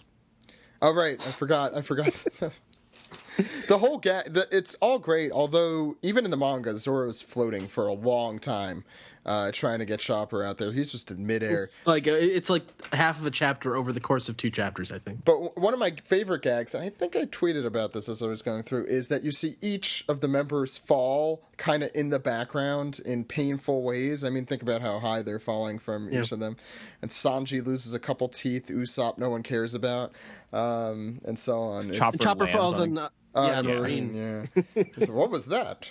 And then we get to the brutal conclusion to both the bomb, where we get a flashback of Pell, and it's just this beautiful scene. I really, really like this scene where Pell makes that sacrifice. And then once that is all out of the way, we have the final fight. Where and you said Vivi saying stop the fighting. That really is 2 pages, I think, in the manga. Maybe if 1 or 2 more than that. It's not that much.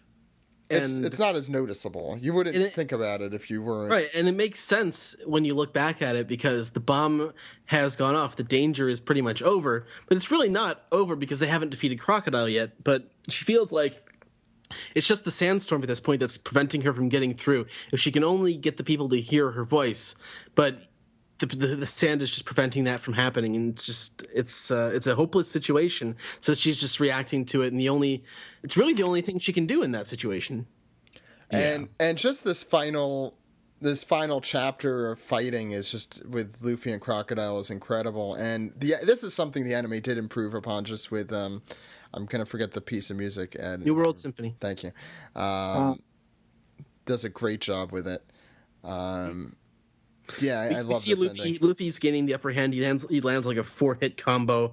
It's just like a video game. Yeah, but then he just goes up with Storm and pounds him through the bedrock all the way up, like over where the clock tower is, and so many fists. That is an amazingly drawn panel. Agreed. Any thoughts on this ending here? Because the ending of the fights here. Yeah, they finally heard Vivi's voice. I mean, that's what it took. I think after the sand was gone. Yeah. And I know a lot of people have used the crocodile fight as a way to introduce people to like new fans to One Piece. Of like what epic this fight is. Yeah, that is a great place to start. Yeah. Yeah. No. So and the rain comes down and washes everything away. It's a really, really great ending to this epic. Igaram arrives with the little boy. Oh yeah, at the end to explain everything what was going on because people didn't believe. Kappa. Because people didn't kind of believe that Crocodile could have been behind this. Why should they? And then the Straw Hats are all placed down in the middle of a street and left to sleep. Luffy, Cobra carries Luffy out, but is referred to that Luffy carried 2 people out of the crypt. So we're hinting at things that go on for a little while longer. But it's interesting that they talk about like the pirates. They can't get involved in politics, so it's they're pirates. Obviously, they can't get involved. So Vivi they basically have to hide themselves away. Yeah, Ed, the Straw Hats never get involved in politics ever. Not at all. Anyway, so everyone enjoys the rain, even the passed out members of Baroque Works, and you get a lot of partying. And first, of course, though, Smoker and Hina in a very important set of scenes that kind of go back and forth between the celebration. Yeah, the government doesn't want the truth getting out, basically, and Smoker hates being praised for something that he didn't do.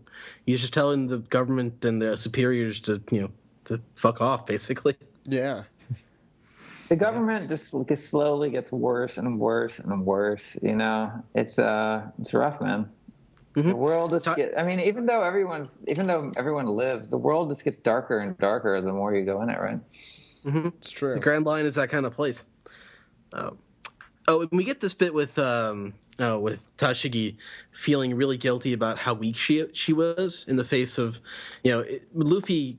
She wasn't able to do anything to Croc, and all that she could do to Luffy was direct him in Crocodile's direction and just sit by and let him win.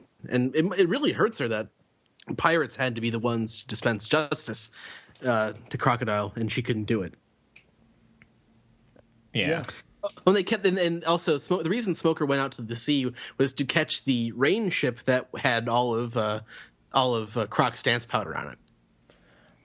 I didn't even think of that. Yeah, that was definitely one of the reasons he left. I think beyond just kind of getting things set up for the end here. This is definitely one of the most epic parties I think we get in the One Piece world, and I enjoyed it a lot. And we get Sanji sneaking away from the holes in the wall that he kicked. And Chopper, who does not like being called a genius. That's just one of the more adorable scenes. I feel like I'm just reading things that happen, but I love all of this. And what comes out of all of this is that there are new bounties that they don't find out about for a little while, but Luffy is now a $100 million man, or berry man, and Zoro is a 60 million berry man.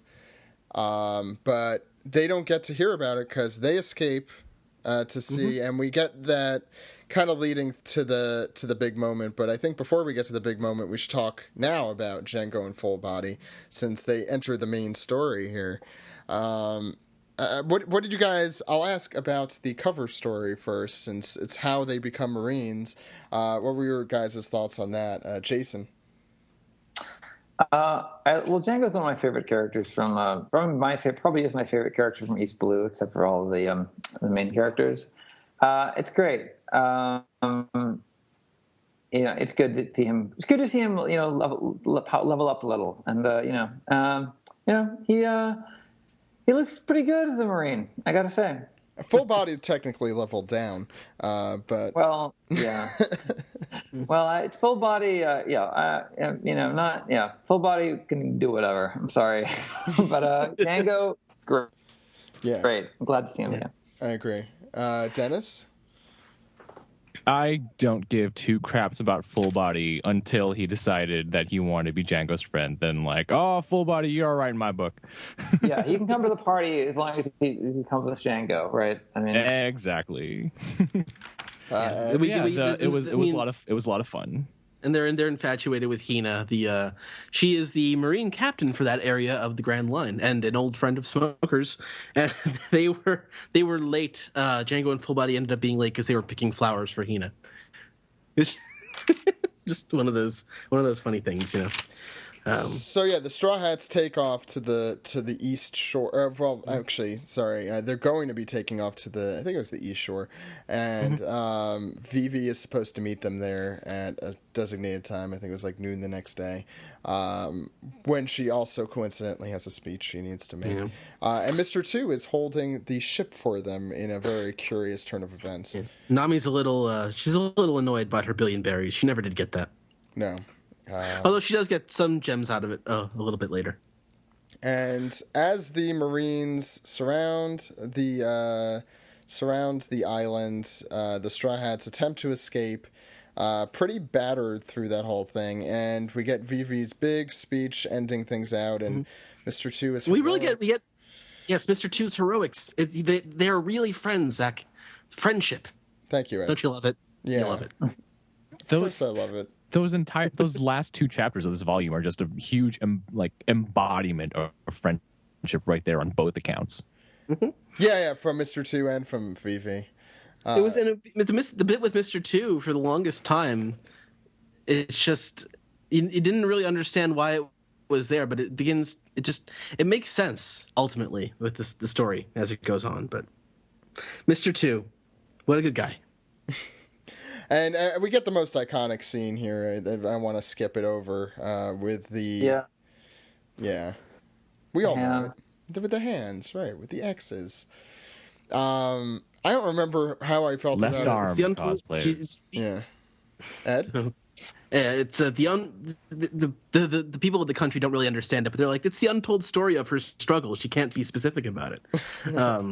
We get that flashback with like 14-year-old Vivi looking out for the kingdom with Igaram, and it's just it's and we also see a brief picture of Vivi's mom, and she's in there briefly. She's in a picture frame.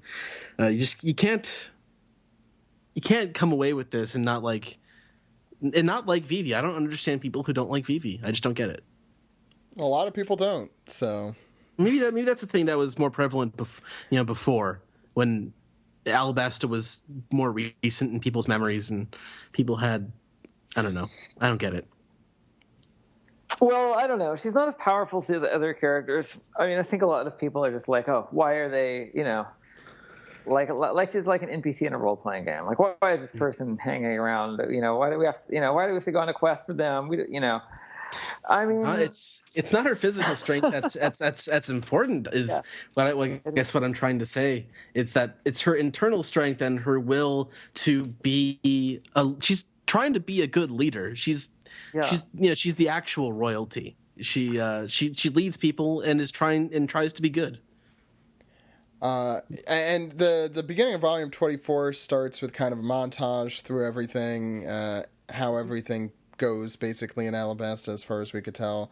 Find out Pell's alive, and Vivi goes back home, and Toto's doing well. What? Toto's doing well as well. Yes he is. And we see Smoker and Tashiki kind of talking about everything that's just happened with Luffy and Zoro, and also the true identity of Mr. 1 being Das Bones, an assassin, not a bounty hunter. And kind of why Zoro got his bounty and Luffy got his bounty. And also the 100 whiskey bounty hunters. Right. Yeah. But there's a stowaway. There is a stowaway. After some bickering and sadness about Vivi not being there, there's someone else there, and that is Robin. And I don't know. Do any of you guys remember... Did any of you guys have an unspoiled initial reaction to this? I watched the anime. Nope. Watch the anime. Jason, I think you're our best chance of a yes here, unless it's also a no. No, sorry. All right, so we all knew it was happening then, but I'm sure someone out there was shocked when this happened. it's an interesting turn of events, and we go to a flashback at the very beginning of volume 24 as well, showing that Robin wanted to die, and Luffy saved her from the imploding because he wanted to. Yep. Mausoleum. Because why should I listen to you? Yeah. And we find out a lot more about the Real Poneglyph, whatever it's called, the one the true that tells history. The true history. Yeah. Yeah, she wants the true history. Although I feel like the reason Luffy ended up saving Robin is because she saved him from the first crocodile fight. She saved him. He's just repaying the favor, I think. Yeah. He doesn't say that explicitly, but I think that's part of the reason in there. I think that's why he trusts her. And as to why the others trust her is a much different question. But it's a interesting. I like it a lot, this entrance, and it is very mysterious. And I probably would not have trusted her if I read through this the first time. Well, and there's also the gag. They get Luffy does his impression of Chopper after Robin joins, and then Zoro's realizing, okay, everyone's fooled except for me. I have to watch out for this woman now. She's she can charm everyone but Zoro, but he comes around eventually. So that does it for Alabasta, which took around a little longer than I thought. But yeah. Sorry, we also get a couple of tastes of Luffy's add one to the gag, and he says to Croc. Oh, he had done that already with the "I'll be the eighth warlord" too. Yeah, the eighth warlord of the sea, and also in this right here with when Zoro says, "Well, if you wanted Vivi to come with, you should just kidnapped her." And Luffy insults him by saying, "You three-sword style." It's like, no, Luffy, and Luffy said that Luffy, that's not an insult. Okay, four-sword style. Like, come on. All right, that's all I have to say. So final thoughts on Alabasta, Jason? It's a great arc. I think it really is built up to this super long arc, which is super cool. You've got really cool places. Alabasta looks amazing, and I'm including the other Baroque works places that are starting to look really cool too. But yeah, but it's some of the earlier stuff. It's just like some little islands. There's some kids. There's a town. But now there's like the fate of a kingdom, and there's like giant palaces and all this stuff. And and the world. It's just really getting to be some really sweet world building. And Crocodile beats him twice before he wins. Man, it's rough. It's a great arc. It's really good. Mm-hmm. Ed, yeah, go ahead. Okay. I really got invested in Vivi's story. I really, really appreciate her as a character, having read through this, because she wants, and we've seen a lot of examples after this of people who don't have the same ideals as the Nefeltari family does, and seeing her trying to be that person and like rescue her country and do the best thing for her country is really hopeful. And she goes from like feeling alone to having these friends to being able to believe in them. And that's how you ultimately succeed, is by having friends and believing in them and believing in your ideals and having the power to act them out. And it's a really positive story. I mean, ultimately because the heroes win, obviously, but it's just I appreciate Vivi more having gone back through this, whereas I'd forgotten all the things that I liked about her, I think, and I was reminded reading back through it. Dennis. Well, I think this parallel has been made a lot, but Alabasta is essentially One Piece's Namek arc, or like Frieza arc. Like there's a lot of parallels drawn between those, with like the countdown time. Even the citizens kind of dress the same, but it also has the same epicness in scope and in feeling of the fans and stuff, and how fondly they remember it. I know a lot of people who were like, yeah, I'm going to take a break from One Piece after Alabasta, and it took a while for them to get back into it. Like they couldn't get back into it right away with the next arc, but eventually they all come around. One Piece has a good track record, so to speak. And experiencing this for the first time, just like if I weren't already in it for life after reading or experiencing some of the earlier arcs, definitely this arc cemented. All right, I got to see how this story actually ends, especially after this arc. Yeah, no, I completely agree. This is even in retrospect and prospectively, it was it was what really really got me hooked. If I wasn't before, which I totally was, but this one is really wrote me in and kept me in, and it was. I think even to this day, it's one of the most important arcs in the One Piece storyline. And it has some of the best animals, some of the best characters, some of the best scenery. It's definitely up there in my top tier of One Piece arcs, and we've had a lot of them. So I feel like if you're not hooked by this point, something's not happening here. Yeah. All right, so why don't we go into our a little more spoilery segment? We'll go into the Reverie, and then we'll round off. You guys ready? Indeed. All right.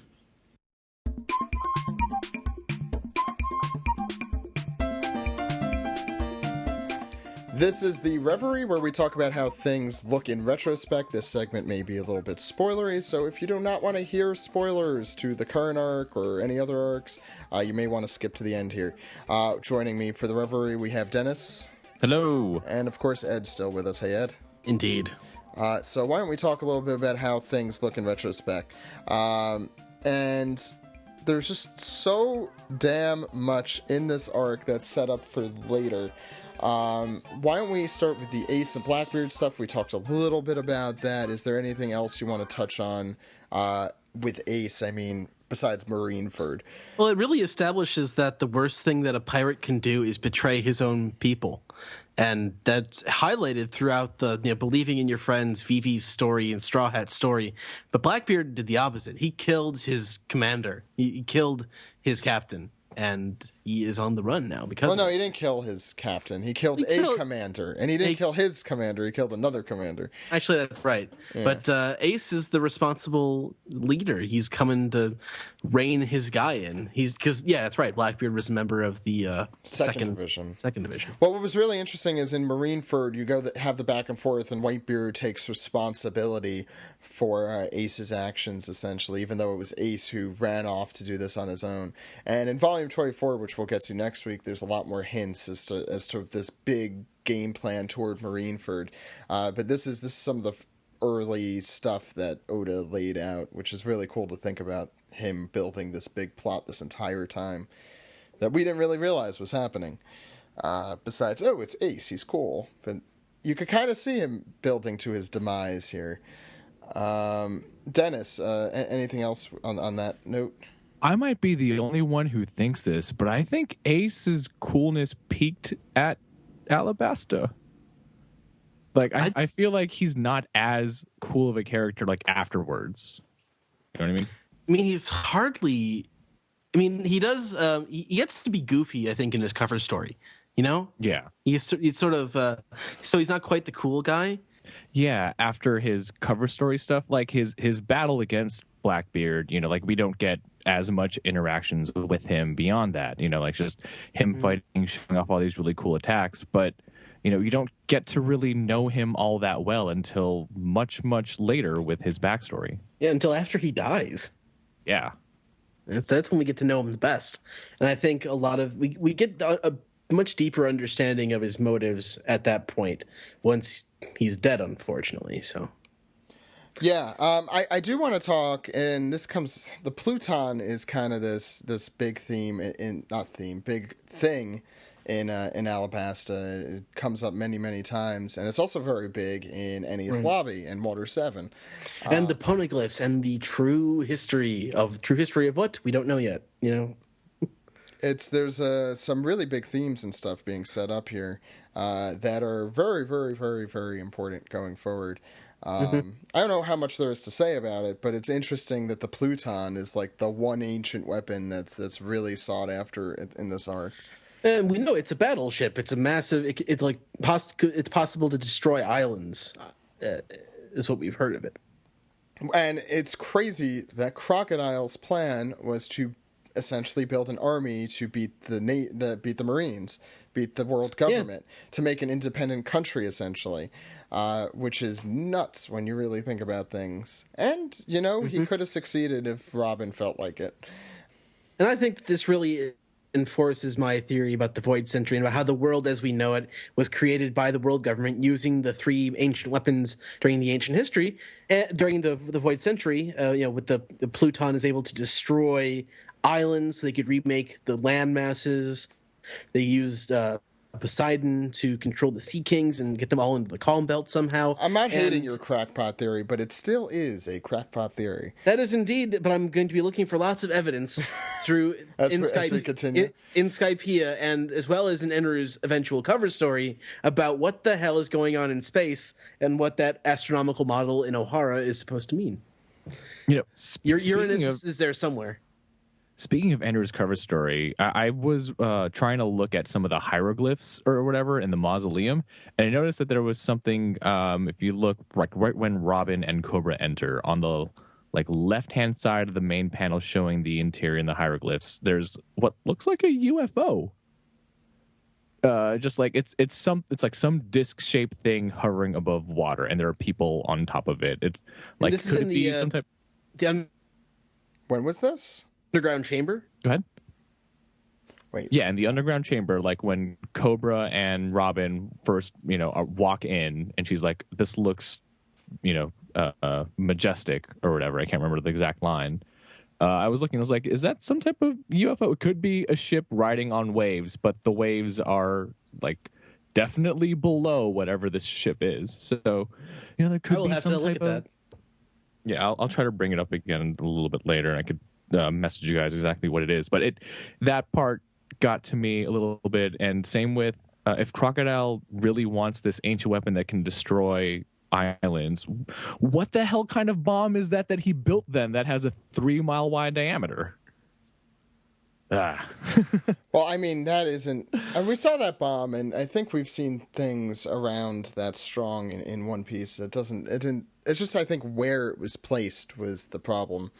Yeah. I think the Pluton is supposed to be able to destroy entire islands, right? I don't know how... Yeah, I don't know how many shots it'll take, but yes. Hey, Dennis, I found that thing you're talking about. There's 3 things on a dish, and there's some dots, and then the waves are far below them. That's interesting.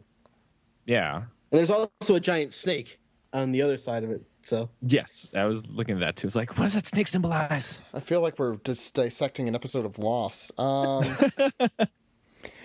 There's a lot in Alabasta that clearly is very important going forward. Just kind of Luffy's infamy heretofore. But I think the big thing we'd be remiss to not talk about, and probably the last thing we're going to be talking about in this segment, is the Dressrosa Alabasta comparisons, and there are a lot. Mm-hmm. I mean, we've already talked a little bit about the Baroque works being... There's the whole article that Jill wrote. The Baroque works just all hating each other, not having spoken to each other. They're very different dynamic than the Doflamingo family. Mm-hmm. But also, though, that how successful Doflamingo was in comparison to Crocodile. Right. Mm-hmm. I mean, I think Doflamingo had that... Man, being a celestial dragon really, really is the power in this world. It makes you even higher than the Marines. It makes you higher than everything. He has that bloodline going for him, but he also... You're right. It's a big difference. And Doflamingo has the Emperor's disposition. He has the hockey power. So he draws people towards him, I think, is part of that Emperor's disposition that he has. And you think that's related? Yeah, that makes sense. Yeah, people. Yeah, that's how people rule, is by drawing people to them and inspiring devotion. Doflamingo inspires devotion. Crocodile is much more of a economic exchange. There's no trust, no love. That's what the money's for, kind of thing with him. It's money and power. It's just power, really. It's power with him. But Doflamingo, he seems to inspire love. Yeah, I mean, a twisted, terrible love, but love nonetheless. You're right. Right, but none of the Baroque Works agents, save for Mr. One, really had any devotion to Crocodile. And we don't really think about Mr. One's devotion to Crocodile until the Baroque Works cover story. Mm-hmm. And doubly so for Impel Down. Yes. Yeah, the Baroque Works cover story is great too, and Impel Down is obviously kind of what we were hinting at most of this time. Is Return of Mr. 3, Return of Mr. 2, Return of Crocodile, Return of Mr. 1. Basically, Baroque Works' reunion tour. Yeah, and which we'll talk about when we get to Impel Down. And then finding out that Crocodile's dream, he had a dream once. He wanted to be king of the pirates. Right, yeah. Yeah, that's at one point, he was like Luffy, but something happened to him. He lost his hand and ran into he encountered Ivankov at some point. He was a woman who had a hand at some point, and now he's a man without a hand. Well, no, we don't know that. That's a theory that people are fans of, But it's an interesting theory. There isn't much to support it, but well, I mean, something happened between the two of them. Yeah, maybe something romantic. That's also possible. That is possible. Yeah. That might be more disturbing than the other possibilities, but yeah. No, look. I love this arc, and I think in retrospect, this arc gets stronger and stronger and stronger as kind of the exemplar of what One Piece can and should be. It's so well done. And there was also it makes you think about talking about the Celestial Dragons, that the Nefeltari family was the one family that didn't join, that didn't move to Marijoa. Right. We did talk about that last week. That's it really shows the kind of leaders that they are. They're these really sort of ideal, they're really the protectors of their people. And the rest of the Celestial Dragons, they really can't say that. It's true. Are there any final thoughts on things kind of in the present day that strike you in Alabasta compared to what you used to think? Little things, big things. I love that Nami got a real fight. Yeah. We haven't had much of that lately. Vivi is such a great, strong female character as well. She's we talked about this, I think, last time as well. She's got that internal strength. Yeah. In terms of all the other princesses that have been revealed so far, which in One there Piece, have been many. There have been many. Vivi is definitely the tops in my book. Yeah. I tend to agree. And I think that has a lot to do with her upbringing. She had the most, Alabasta was the stable country, the peaceful country, and she was brought up to, she experienced that growing up, so she has a feeling for what it can be. I think her and Queen Otohime strike me as some of the stronger female monarchs, which again, for some reason, there are many of.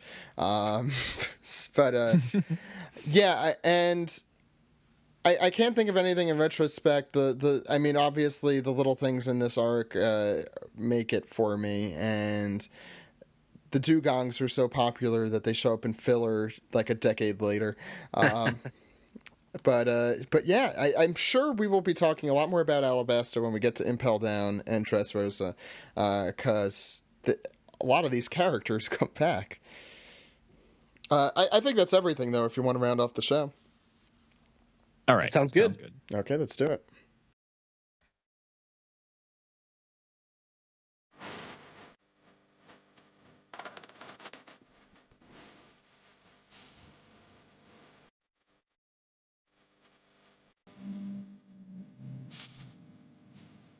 This has been the 4th episode of the Great One Piece Readthrough, going through Alabasta volumes 18 through 23. Thank you all for coming on so much. Next week, just to give you a little heads up about what's happening next week, we'll be on June 18th. We're going to have special guest Alexi Kirsch, who is the current editor for One Piece and Weekly Shonen Jump. So we're going from Jason, the first one, to Alexi, the current one. Awesome. It just happened to be that way. We're going to... I know, he's great, yeah. Love Alexi. We're going to be going through Skypiea, which, the first part of Skypiea, which will be volumes 24 through 28. That'll also include the Jaya stuff, and basically getting into the meat of Skypiea. So unlike Alabasta, this one's going to take 2 rounds to do. But yeah, I think that's everything. Hope you guys enjoyed this episode. Jason, where can people find you? You can find me on Twitter at Mockman, Mockman. And if you Google mangaka and game, you can check out our the new game that we are doing, which is we just launched a Kickstarter, which is Mangaka. The game is drawing comics, and it's like a Pictionary for comics with a manga and anime flavor. And Dennis, where can people find you? Oh man, first I gotta check out that game. That sounds like draw something, but manga style. I'm down. Yeah, yes, it is. And only it's not digital, nice. but yes. Nice. All right, cool. You can find me on Twitter also. I'm at Ichnob, ICHNOB, and you can follow all my cosplay stuff on my Facebook page for my cosplay group, which is a SK Cosplay, or facebook.com/SK Cosplay. And I think next convention I will be at is Anime Expo. And Ed, where could people contact us? Well, Zach, we are Zach_Logan on Twitter, and you're Zach_Logan on Twitter. I'm Edward E. Festizio.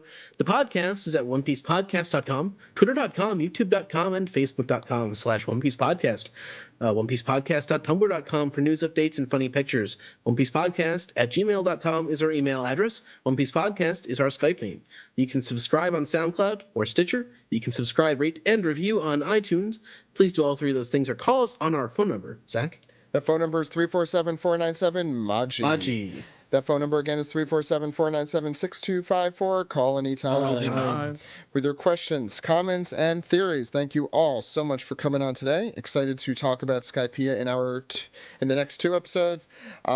Please let us know what you're up to on Twitter, #OPReadthrough. Send us screen caps of what you're up to. Send us your thoughts about the arc that we're reading. Again, your assignment for next week is volumes 24 through 28. 29, 24 through 28. I was right the first time. Yep. Was that too confusing for you? So yeah, 24 through 28, the first part of Skypiea. So we'll see you next week, everyone. Goodbye. Bye-bye. Bye. Yeah.